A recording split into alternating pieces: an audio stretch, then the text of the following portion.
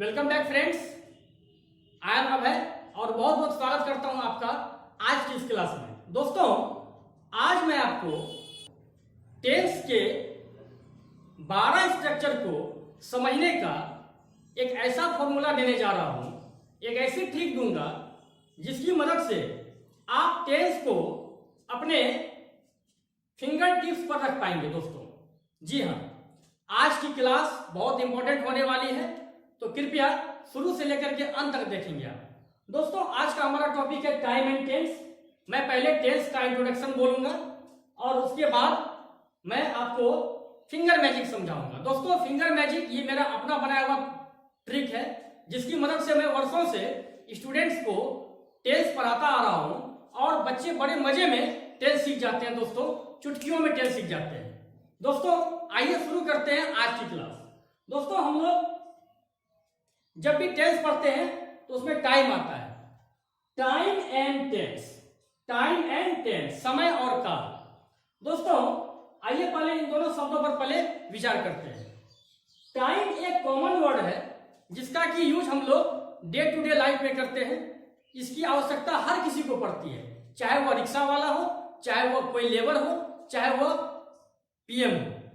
जबकि दोस्तों, टेंस एक ग्रामेटिकल वर्ड है, एक ग्रामेटिकल टर्म है जिसकी आवश्यकता हर किसी को नहीं पड़ती है। ये हमारे और आपके जैसे पढ़ने लिखने वाले स्टूडेंट्स और टीचर्स को ही इसकी आवश्यकता पड़ती है। दोस्तों, आपसे मेरा एक सवाल है, व्हाट इज टाइम? कैसा लगा आपको सुनने में? समय किसे कहते हैं? समय क्या है? दोस्तों, है ना बड़ा अजीब सा सवाल ये, लेकिन यकीन मानिए इसका आंसर भी उतना ही इंटरेस्टिंग है। दोस्तों, आइए बिना टाइम वेस्ट किए हम लोग आगे बढ़ते हैं। What is time? तो इसका आंसर मैंने लिखा है that can be measured, that can be measured, जिसे मेजर कर सके, माप सके, in seconds, minutes, hours, days, weeks, months, years, etc. is called time.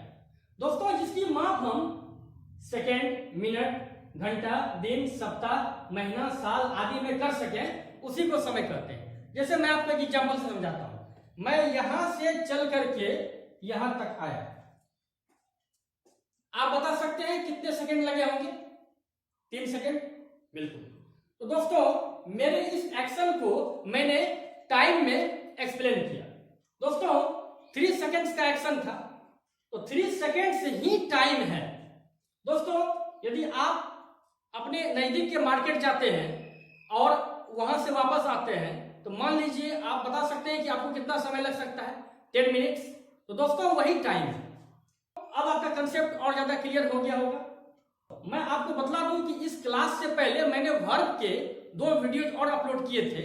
यदि आप उन वीडियोज को देख लेंगे तो इसमें आपको बहुत ज्यादा मदद मिलेगी। दोस्तों, आइए आप चलते हैं टेंस के डेफिनेशन की ओर। टेंस का डेफिनेशन मैंने यहां लिखा है। Tense is defined as the form of a verb, form of a verb, क्रिया का रूप, जो कि V1, V2, V3, V4 और V5 के रूप में वर्ब्स आते हैं, which denotes the time of its action. Tense को आप डिफाइन कर सकते हैं as the form of a verb, यानी वर्ब फॉर्म में ही आप टेंस को डिफाइन करते हैं और वो वर्ब फॉर्म डिनोट करता है अपने एक्शन के टाइम को, अपने एक्शन के टाइम को। आइए जरा हिंदी में समझ लो। क्रिया के रूप को ही काल कहते हैं, अर्थात क्रिया का रूप ही काल कहलाता है। अर्थात काल की पहचान क्रिया के रूप से ही होती है और क्रिया का वह रूप अपने कार्य के समय को दर्शाता है। क्रिया का वह रूप अपने कार्य के समय को दर्शाता है। यहां मैं बतला दूं कि अपने जिस रूप में भी, चाहे वो V1 हो, V2 हो, V3, V4 या V5 हो, क्रिया का सेंटेंस में यूज हुआ हो, वो वर्ब के ये 5 फॉर्म्स और उसके साथ दोस्तों कुछ हेल्पिंग वर्ब्स भी आते हैं। अपने जिस रूप में भी क्रिया वाक्य में प्रयुक्त हुई हो, आई हो, उसी से हम टेंस को पकड़ते हैं। दोस्तों, आइए डेफिनेशन के बाद हम लोग एक एग्जांपल लेते हैं। जैसे मैंने एक एग्जांपल लिया, You are watching my video at present. You are watching my video at present. आप अभी मेरा वीडियो देख रहे हैं, इस सेंटेंस में आर और वाचिंग इसको हम लोग वर्ब बोलते हैं, जिसमें कि आर हमारा हेल्पिंग वर्ब है और वाचिंग हमारा मेन वर्ब है। दोस्तों आप देख सकते हैं इस वर्ब में आईएनजी लगा हुआ है, तो ये हमारा V4 है, मेन वर्ब का ये फोर्थ फॉर्म है। दोस्तों ये वर्ब का फोर्थ फॉर्म है और आर वाचिंग से एक एक्शन का पता चलता है, जो एक्शन की अभी आप कर रहे हैं उस एक्शन का कोई तो टाइम होगा। आप देख सकते हैं कि आप वर्तमान समय में मेरे वीडियो को देख रहे हैं, जिस समय मैं बोल रहा हूं उस समय वो काम हो रहा है। ये जो टाइम है, ये जो टाइम ऑफ एक्शन है, वो या तो वो बीता हुआ हो सकता है पास्ट, या तो वो वर्तमान का समय हो सकता है प्रेजेंट, या नहीं तो वो आने वाला समय हो सकता है फ्यूचर। तीनों में से कोई भी टाइम वो हो सकता है। दोस्तों आप मेरा वीडियो अभी देख रहे हैं वर्तमान समय में, अतः हम कह सकते हैं कि ये जो एक्शन है इसका टाइम प्रेजेंट का है। इस तरह से आप कह सकते हैं कि ये जो सेंटेंस है हमारा वो प्रेजेंट टेंस का है। अब आइए दोस्तों हम लोग टेंस और उसके काइंड्स को समझ लें। टेंस और उसके काइंड्स को दोस्तों आप जानते हैं कि टेंस तीन होते हैं, प्रेजेंट, पास्ट और फ्यूचर, और प्रत्येक के चार चार भेद होते हैं। पहला इंडेफिनिट या सिंपल, दूसरा इम्परफेक्ट या कंटिन्यूअस, या इसी को हम लोग प्रोग्रेसिव भी कह सकते हैं, तीसरा परफेक्ट और नॉन प्रोग्रेसिव, चौथा परफेक्ट कंटिन्यूअस। टेंस हो गए तीन और इसके प्रत्येक के चार चार काइंड्स हो गए। तो दोस्तों 3 मल्टीप्लाइड बाय 4 इक्वल टू 12। दोस्तों आइए अब मैं आपको समझाऊंगा नंबर पैटर्न। नंबर पैटर्न में दोस्तों हम लोग मात्र 1 से लेकर के 12 तक की संख्याओं को लेंगे और टेंस के नाम देंगे उनको। प्रत्येक नंबर में एक टेंस होगा और जब भी मैं कोई नंबर बोलूंगा तो आप किसी खास टेंस के बारे में ही समझेंगे। तो आइए दोस्तों हम लोग नंबर पैटर्न को समझने का प्रयास करते हैं। आइए नंबर पैटर्न में दोस्तों मैंने 1 to 12 अर्थात 1 से 12 तक के नंबर्स को लिया है। तो आइए जरा समझ लें 1 2 3 4 5 6 7 8 9 10 11 12। अब इसमें तीन तीन का मैंने ग्रुप बनाया हुआ है, जिसमें कि पहले ग्रुप को मैंने इंडेफिनिट, दूसरे को इम्परफेक्ट, तीसरे को परफेक्ट और चौथे को परफेक्ट कंटिन्यूअस की संख्या दी है।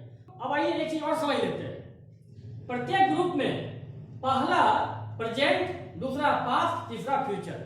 पहला प्रेजेंट, दूसरा पास्ट, तीसरा future. Present past future, present past future. इस तरह से यदि मैं कहूं कि नंबर 7 कौन सा टेंस है तो आप आसानी से बता सकते हैं प्रेजेंट परफेक्ट। और यदि मैं कहूं नंबर 2 कौन सा टेंस है तो आप बता सकते हैं पास्ट इंडेफिनिट। दोस्तों आपको इसे याद करना पड़ेगा। इसको याद करने का मैं एक आपको छोटा सा ट्रिक दे रहा हूं, how to memorise number pattern. दोस्तों आप एक चीज याद रखिए, 3 6 9 12 ऑलवेज फ्यूचर।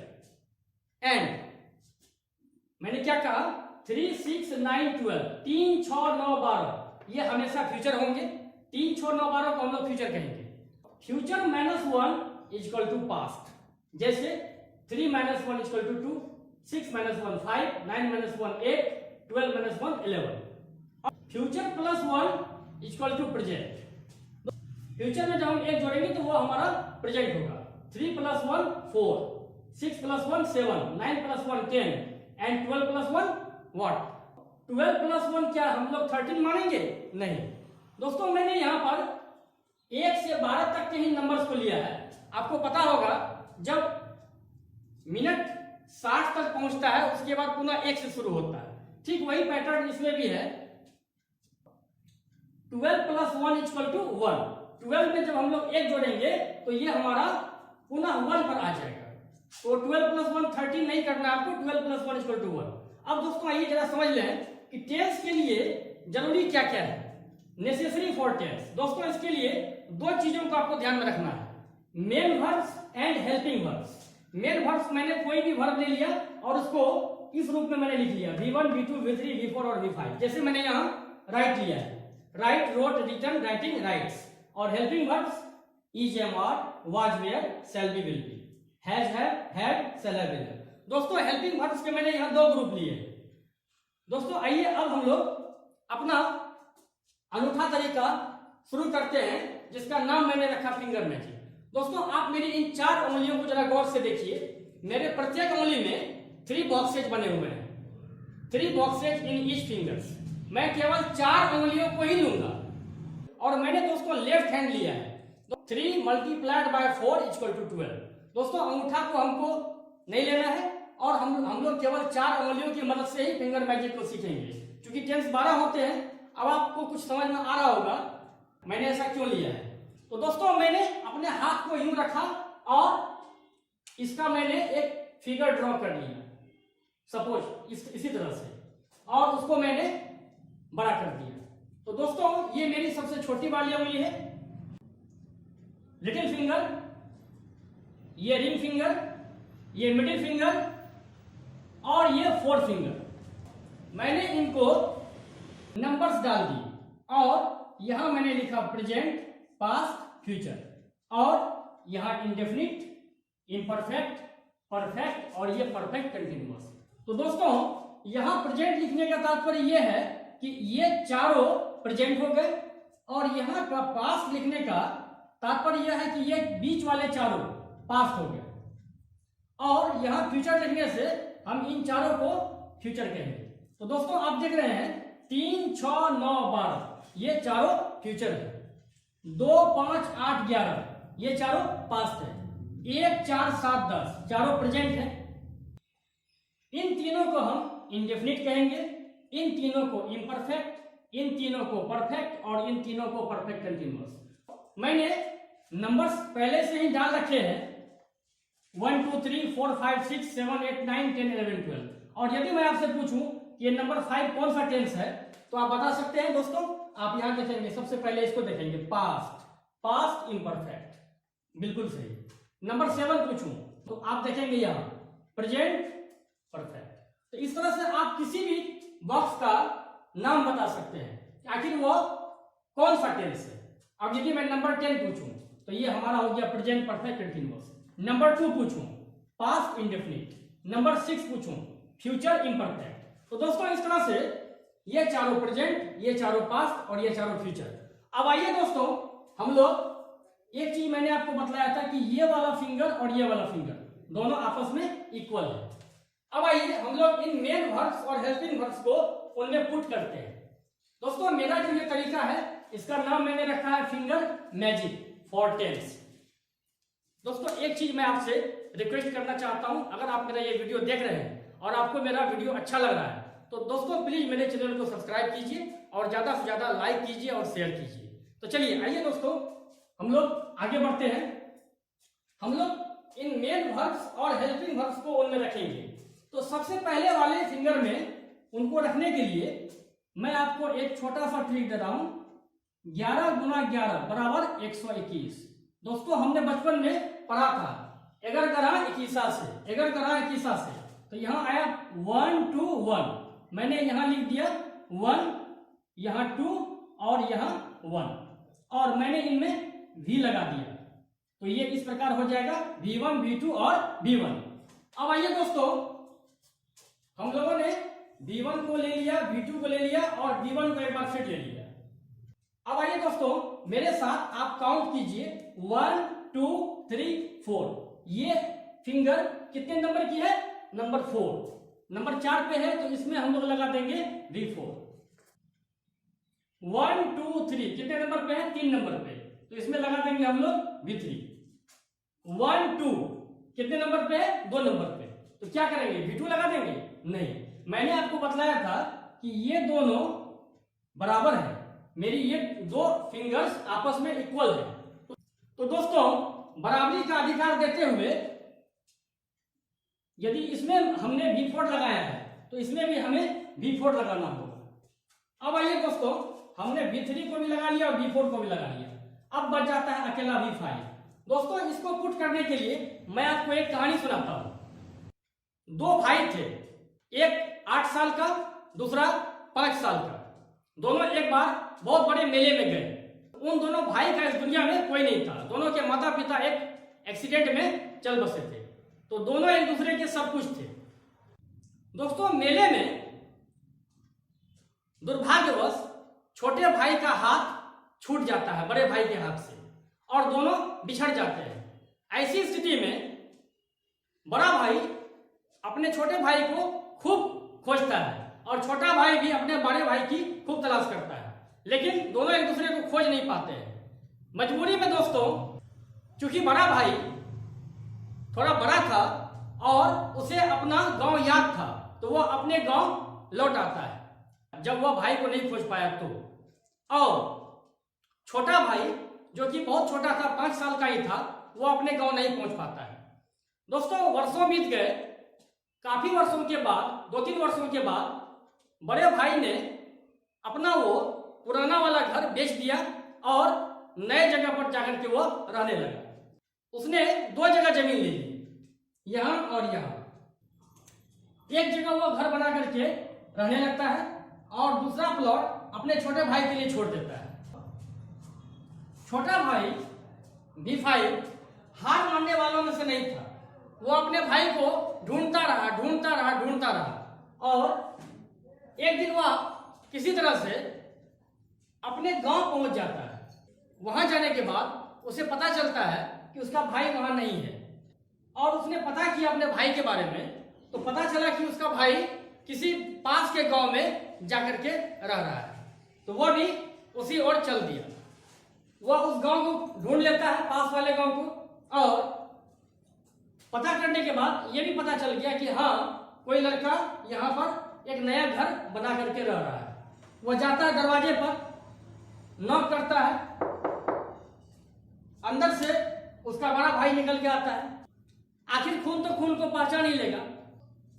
बड़े भाई ने छोटे भाई को देखा, दोनों ने एक दूसरे को पहचान लिया और दोनों गले मिल गए। बड़ा भाई छोटा भाई को अंदर ले गया, खिलाया पिलाया और कुछ दिनों के बाद उसने उससे कहा, देखो छोटे, मैंने जो पैतृक संपत्ति थी उसको मैंने बेच दिया और 2 जगह मैंने प्लॉट खरीद लिए हैं। यहां मैं खुद रह रहा हूं और एक प्लॉट तुम्हारे लिए मैंने खरीदा हुआ है, तो और तुम्हारे हिस्से के कुछ पैसे मेरे पास है, तुम चाहो तो वहां जाकर के रह सकते हो। छोटा भाई कहता है कि भैया, एक तो आप इतने दिनों के बाद मुझसे मिले हैं और आप अब मुझे कहीं और रहने की बात कर रहे हैं, ऐसा मैं नहीं होने दूंगा। भैया, हम लोग बहुत दिनों के बाद मिले हैं और अब साथ में रहेंगे। एक तो हमारा इस दुनिया में कोई है नहीं, ऊपर से आप मुझे छोड़ने की बात कर रहे हैं। तो बड़े भाई ने छोटे भाई से कहा कि ठीक है छोटे, चलो हम लोग साथ में रह जाएंगे, मैं बड़ा भाई तुम छोटा भाई, लेकिन हम लोगों में प्यार बना रहे, हम लोगों में लड़ाई ना हो, तो हम लोग ऐसा करते हैं, काम को बांट लेते हैं। मैं बड़ा भाई तुम छोटा भाई, कुछ काम मैं करूंगा, कुछ काम तुम कर लेना। तो दोस्तों, इन लोगों ने अपने अपने काम बांट लिए। बड़े भाई ने अपने लिए रख लिया I, we, you, they and Plurals. जितने भी प्लूरल होंगे वो I, we, you, they और प्लूरल, उनके साथ आपको V1 लगाना है। V5 को दिया he, she, it and singular. He, she, it और सिंगुलर के साथ आपको V5 लगाना है। मेन वर्ब की कहानी खत्म। अब आइए हम लोग हेल्पिंग वर्ब की ओर चलते हैं। हेल्पिंग वर्ब को मैंने यहां 2 ग्रुप में लिखा है, पहला ग्रुप और दूसरा ग्रुप। अब दोस्तों जरा कल्पना कीजिए कि आपके यहां 12 मेहमान आए हुए हैं, आपको सबको चाय नाश्ता देना है। आपने 3 मेहमान को पहले ही दे रखा है। अब जब भी आप परोसते हैं तो एक तरफ से परोसते हैं, 1, 2, 3, इन तीनों को हमने दे दिया है। अब बारी है 9 मेहमानों की। तो दोस्तों आइए इन 9 मेहमानों को भी चाय नाश्ता खाना दिया जाए। तो आइए, हमने मेन वर्ब की कहानी तो खत्म कर दी, तो अब शुरू करते हैं हेल्पिंग वर्ब से। दोस्तों हेल्पिंग वर्ब्स के यहाँ 2 ग्रुप लिखे हुए हैं, तो मैं सबसे पहले पहला वाला ग्रुप लूंगा जिसमें कि is, am are, was, were, shall be और विल बी है। तो आइए दोस्तों इन्हें यहां पुट करते हैं। अब यहां से स्टार्ट करेंगे। यहां मैं लिखूंगा इज, एम आर, यहां वाज, वेयर और यहां शैल बी और विल बी। हमने फर्स्ट ग्रुप को पुट कर दिया। अब आइए सेकेंड ग्रुप को लेते हैं। सेकेंड ग्रुप में हमारा है has, have, had, shall have और विल हैव। तो आइए दोस्तों इन्हें पुट करते हैं। यहां से पुट करेंगे हैज, हैव, यहां हैड अकेला हैड और यहां शैल हैव और विल हैव। आप देख सकते हैं कि हमने 9 मेहमानों को चाय नाश्ता दे दिया है। अब बच गए 3 मेहमान। तो दोस्तों हमारा तो खाना खत्म हो चुका है। अब हमारे पास तो खाना है नहीं क्योंकि हमने दोनों ग्रुप ऑफ हेल्पिंग वर्ब्स को यूज कर लिया है। अब यहां हम लोग क्या करेंगे? तो चूंकि मैं आपको बतला रहा हूं फिंगर मैजिक, दोस्तों मैजिक मीन्स जादू। तो आप एक काम करेंगे, ये नंबर है 3 तो इसके साथ जोड़ देंगे बीन, तो आपको दोस्तों 4 नंबर के लिए खाना मिल जाएगा। नंबर है 3 तो जोड़ देंगे बीन, नंबर है 3 तो बैठ के बजा देंगे बीन, 4 नंबर के लिए आपको खाना मिल जाएगा। हैज के साथ बीन जोड़ते हैं, हैज बीन, और हैव के साथ बीन जोड़ेंगे, हैव बीन। अब हैड के साथ बीन जोड़िए तो यहां हमारा हो जाता है हैड बीन, और यहां शैल हैव और विल हैव के साथ बीन जोड़ेंगे तो ये हमारा हो जाएगा शैल हैव बीन और विल हैव बीन। मैं यहां एक छोटी सी कहानी आपको और सुनाता हूं। एक इंसान था, वह तीर्थ करने गया। तीर्थ करने के लिए वो किसी मंदिर में गया जो कि मंदिर पहाड़ी पर था, बहुत ऊंचाई पर था, पहाड़ की चोटी पर वो मंदिर था। दोस्तों जब वो तीर्थ करके लौटने लगा, वो यहाँ गया था, तो दोस्तों उसने सोचा कि चलो अब लौटते समय कुछ दान पुण्य का काम कर ले। इसके लिए उन्होंने कुछ 2000 के नोट्स उसके पास में थे, उसको उन्होंने चेंज करवा लिया, खुले करवा लिए। अब वो आप यहां देख सकते हैं कि उसके पास खुले पैसे जो थे वो बहुत ज्यादा हो गए और उसके पास 6 बैग्स हो गए, 6 बड़ी बड़ी बोरियां हो गई। अब वो वहां से चल पड़ा, लेकिन उसने अपना रास्ता बदल लिया। तो वो गया तो था इस रास्ते से, लेकिन वो वापस आया इस रास्ते से। रास्ते में कुछ गरीब लोग, भिखारी लोग थे, तो उनको 2 बोरियां उसने दान में दे दी, तो उसके पास अब बच गए 4 बोरियां। दोस्तों और आगे बढ़ने के बाद वह 2 बोरियों में से कुछ ही पैसे बांट सका, तो ये जो 2 बड़ी बड़ी बोरियां थी वो उसके 2 छोटे छोटे झोले बन गए। यहां आता है शैल बी और विल बी। और जब वो और थोड़ा आगे बढ़ा तो ये 2 झोले भी उसके खत्म हो गए और यहां उसके पास केवल बच जाता है 2 बोरियां, शैल विल। तो दोस्तों यहां हम लोग शैल विल के साथ V1 यूज करते हैं। कैसा लगा आपको मेरा ये फिंगर मैजिक का फॉर्मूला? है ना जबरदस्त? चलिए एक बार फिर से देखते हैं। यहां V1 और V5 दोनों भाई यहां पर रह जाते हैं, V1 बड़ा भाई, V5 छोटा भाई।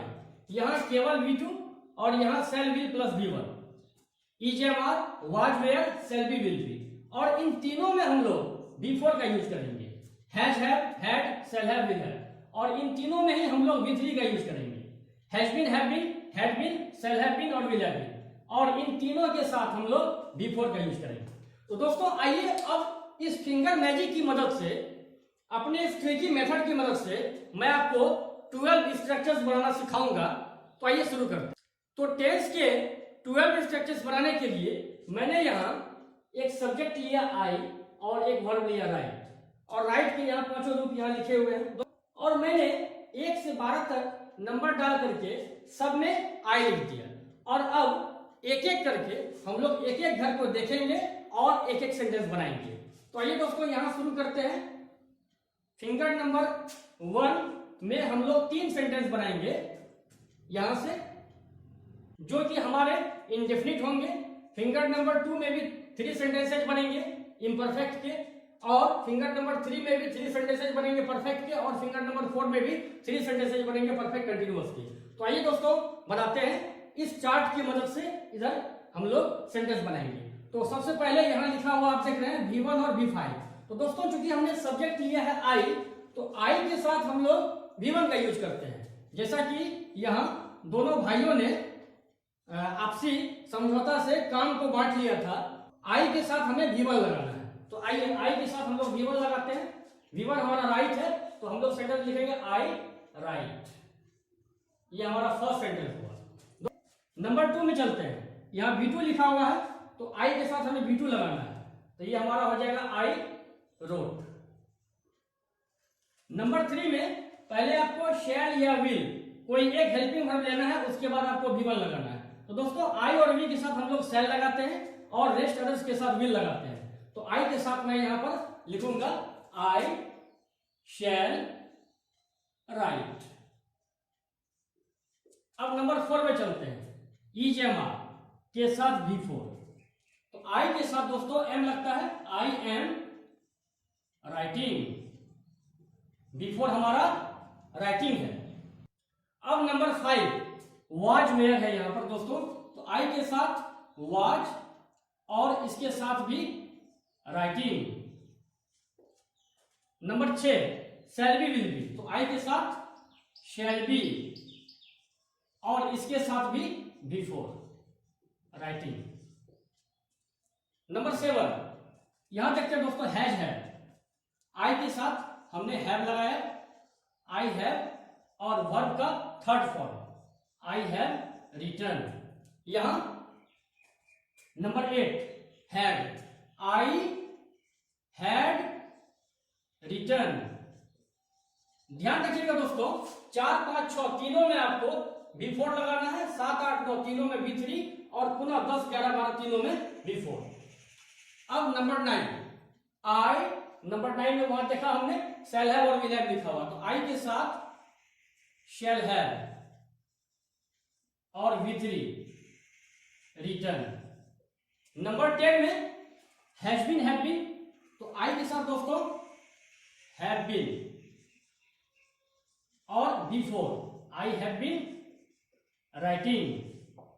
Number 11 had been, I had been writing। Number 12 I shall have been या will have been, तो I के साथ हम लोग shall have been का यूज करेंगे, shall have been और इसके साथ लगा देना है writing। इस तरह से हमने 12 स्ट्रक्चर्स कंप्लीट कर लिए। दोस्तों नेक्स्ट वीडियो में मैं आपको 12 स्ट्रक्चर्स की हिंदी बनाना सिखाऊंगा। अब जरा ये समझ लिया जाए कि कौन सा सेंटेंस हमारा किस टेंस का है। तो दोस्तों आप यहां देख सकते हैं, ये फर्स्ट वाला सेंटेंस हमारा प्रेजेंट इंडेफिनिट का है। ये तीनों दोस्तों इंडेफिनिट है, तो एक प्रेजेंट इंडेफिनिट, एक पास्ट, एक फ्यूचर इंडेफिनिट। इसी तरह से 4, 5, 6 तीनों इम्परफेक्ट, तो एक प्रेजेंट इम्परफेक्ट, एक पास्ट इम्परफेक्ट, एक फ्यूचर इम्परफेक्ट। 7, 8, 9 परफेक्ट, तो इसी तरह से प्रेजेंट, पास्ट और फ्यूचर। 10, 11, 12 परफेक्ट कंटीन्यूअस, तो ठीक उसी प्रकार प्रेजेंट, पास्ट और फ्यूचर। तो दोस्तों I write, I wrote, I shall write तीनों indefinite. I am writing, I was writing, I shall be writing तीनों imperfect. I have written, I have written, I shall have written तीनों perfect.